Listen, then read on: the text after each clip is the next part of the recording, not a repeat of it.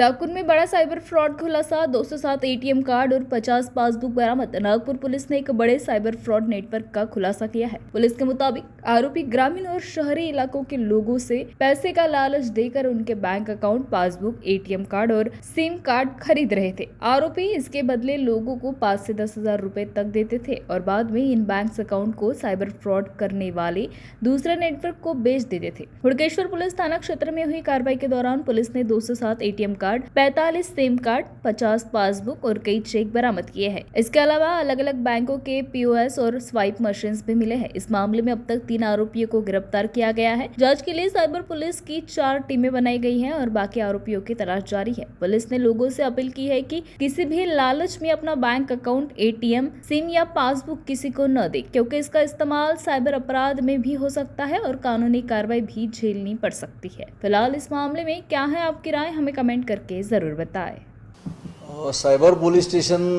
नागपूर शहर कडून जे एक कारवाई करण्यात आलेली आहे, ज्याच्यामध्ये काही लोक हे म्यूल अकाउंट्स जे आहेत लोकांच्याकडून पासबुक्स, एटीएम कार्ड, त्यांचे सिम कार्ड असे घेऊन त्यांच्याकडे जमा करत आहेत आणि ते सायबर फ्रॉड करण्यासाठी इतर जे आहे पुढच्या लेअरला विकत आहेत अशी माहिती आपल्याला मिळाली होती सायबर क्राईमच्या टीमला।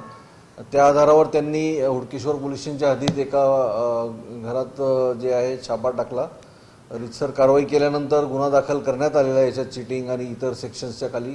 आणि याच्यामध्ये असं निष्पन्न झालेलं आहे की हे जे याच्यातले आरोपी आहेत हे आरोपी यांनी वेगवेगळ्या नागरिकांकडून, विशेषतः ग्रामीण भागातील आणि काही शहरी भागातील सुद्धा, यांचे अकाउंट्स हे पैसे देऊन विकत घेतलेले आहेत। त्यांचे सिम कार्ड्स आणि डेबिट कार्डसुद्धा घेतलेले आहेत आणि त्या आरोपींचे जे आहेत त्यांच्या रूममध्ये जे सापडलेले आहेत एकूण जवळपास 207 एटीएम कार्ड सापडलेले आहेत, 45 सिम कार्ड सापडलेले आहेत, 50 एक पासबुक सापडलेले आहेत, त्यासोबतच चेक्स काही सापडले आहेत आणि वेगवेगळे बँकेचे पीओएस मशीन आणि स्वाईप मशीनसुद्धा सापडलेले आहेत। याचा जो आहे तपास करण्याकरिता सायबर पोलीस स्टेशनकडून 4 टीम्स गठीत करण्यात आलेल्या आहेत आणि आतापर्यंत 3 आरोपींना घेतलेले आहेत। आणखी आरोपींचं नाव निष्पन्न केलेलं आहे आणि त्यांनासुद्धा ताब्यात घेण्याची किंवा अरेस्ट करण्याची प्रक्रिया सुरू आहे। नाही, याच्यामध्ये हे जे आहेत तिथे राहत होते, वेगळं काम करण्याच्या नावाखाली राहत होते, हे ॲक्च्युली नागपूर शहराबाहेरील काही लोक आहेत याच्यात, ग्रामीण भागातले किंवा भंडारा आणि तालुक्यातले। हे तिथे खोली भाड्याने घेऊन राहत होते आणि वेगळं काम करतात, डेली वेजेस काम करतात असं तिथे संबंधित जे आहे ज्यांनी घर मालक आहेत त्यांना सांगितलं होतं। पण ॲक्च्युली हे अशा प्रकारचे जे आहेत अकाउंट्स जमा करण्यासाठी बाहेर लोकांना आमिष दाखवायचे आणि त्यांच्याकडे पैसे देऊन किंवा वेगळं आमिष दाखवून त्यांचे अकाउंट्स त्यांच्या ताब्यात घ्यायचे आणि हे पुढे सुद्धा जे चीटिंग करणारे किंवा फ्रॉड करणारे लोक आहेत त्यांना जे आहेत पास करत होते अशी माहिती मिळालेली आहे। तर ह्याच्यामध्ये जे आहे पुढचं सुद्धा फॉरवर्ड नेटवर्क जे आहे, फॉरवर्ड लिंकेजेस, ज्यांना हे लोक अशा प्रकारचे अकाउंट्स यांनी याच्या आधीसुद्धा काही विकले आहेत आणि ह्या अकाउंट्सचा सुद्धा काय वापर झालेला आहे त्याचा सविस्तर तपास आता सायबर पोलीस स्टेशनकडून करण्यात येईल। याच्यामध्ये प्राथमिक माहिती अशी मिळाली की हे काही छोट्या मोठ्या अमाऊंटवर म्हणजे 5,000, 10,000 किंवा त्यांच्याशी वेगळ्या प्रकारे प्रत्येकाशी इंडिव्हिज्युअल बोलणी करत होते आणि त्या अनुषंगाने जे आमिष दाखवलेलं आहे किंवा ज्याला जशी गरज आहे त्याप्रमाणे त्याच्याकडून अकाउंट ते विकत घ्यायचे। याच्यामध्ये वेगवेगळ्या कुठल्या कारणासाठी वापरण्यात आलेले आहेत आणि भविष्यात पण पुढे वापरणार होते याची माहिती घेण्याचं काम सुरू आहे। याच्यामध्ये सायबर फ्रॉडसाठी मुख्यतः हे अकाउंट्स वापरले गेल्याचे लक्षात आलेलं आहे। आणखी कुठल्याही चिटिंग किंवा पर्सनल कोणत्या तरी यूजसाठी वापरले असतील तर त्यासाठी जो आहे तपास करण्यात येत आहे। म्हणजे काही लोकांचे नाव आमच्याकडे निष्पन्न झालेले आहेत, वेगवेगळ्या राज्यात यांनी विकलेले आहेत किंवा त्यांचे हँडओव्हर केलेले आहेत आणि त्यांच्यासोबत त्यांचं काही ट्रान्झॅक्शन झालेलं आहे। तर तो सगळं जो आहे ट्रायल, मनी ट्रायल आणि तपासाचा ट्रायल आमचं बॅकवर्ड लिंक आणि फॉरवर्ड लिंक दोन्ही बाजूनी तपास करत आहोत। निश्चितच अशा प्रकारचे अकाउंट्स घेणारे वेगवेगळ्या ठिकाणी आहेत आणि त्याचे जे वेगवेगळे चॅनल्स असतात, डार्क वेब असेल किंवा कुठल्याही प्रकारचे आहेत, टेलिग्राम चॅनल आहे, असे अनेक साईट्समधून हे संपर्क साधतात आणि असे लोकांना आमिष दाखवून त्यांचे अकाउंट्स घेतात. तर नागरिकांना हेच आव्हान आहे, वेगवेगळ्या नागरिकांना असेल कुठल्याही प्रकारचे असे अकाउंट्स कोणीही वेगळ्या दुसऱ्या व्यक्तीला वापरण्यात देऊ नये, कारण याच्यामध्ये त्यांच्यावरसुद्धा कायदेशीर कारवाई होऊ शकते. अटक झालेल्यापैकी 4 जण पुरुष आहेत, 1 महिला आहे. त्यांना आता 1 महिला आणि 2 पुरुष ताब्यात घेण्यात आलेले. ते सध्या न्यायालयीन प्रकरण सुरू आहे त्याचं. आणखी सविस्तर माहिती थोड्या वेळाने देण्यात येईल. कसं नेमकं भांडाफोड कसा झाला, सायबरने कसा भांडाफोड केला?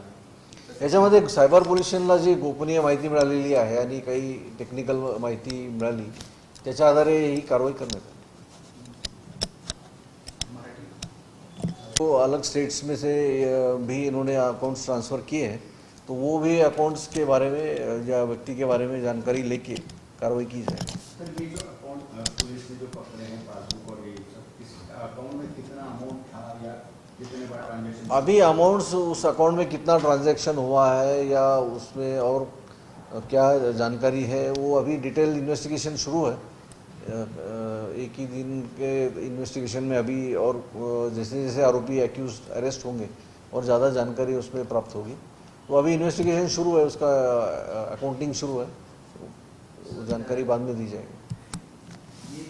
एक्यूज ये एक रेंटेड हाउस में रह रहे थे, उसकी भी जानकारी जो है वो अलग नाम से रह रहे थे या अलग व्यवसाय दिखाकर रह रहे थे, उसकी भी कार्रवाई उन पे संबंधित पे भी नोटिस दिया गया है. सर ये सलग दूसरा ये मामला है कि रेटेड घर का जो मुकेश्वर का मामला है, वो भी जो लड़का है वो रेटेड घर में रहता था, उसको पुलिस वेरिफिकेशन नहीं हुआ था. ये मामले में भी शायद आप हम पुलिस आयुक्त कार्यालय की ओर से आह्वान किया गया है और नोटिस भी दिया गया है BNSS का कि जो भी व्यक्ति किसी को अपना मकान या रूम रेंट पे देते हैं, उन्होंने नियरेस्ट पुलिस स्टेशन से इसकी जो जिनको भी रेंट पे दिया गया है उसका वेरिफिकेशन करवाना ज़रूरी है.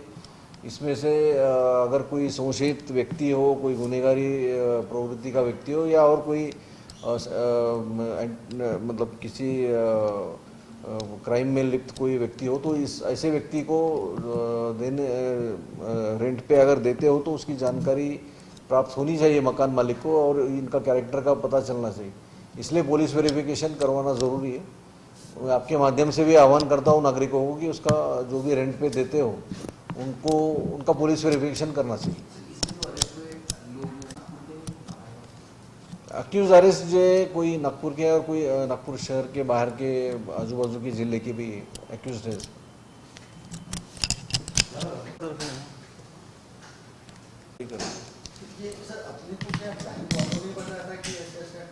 कुछ तो भी वही तो बताया, शायद वहाँ पर एक्टिविटी चल रही है, खबर ही भी रहते ना आजकल.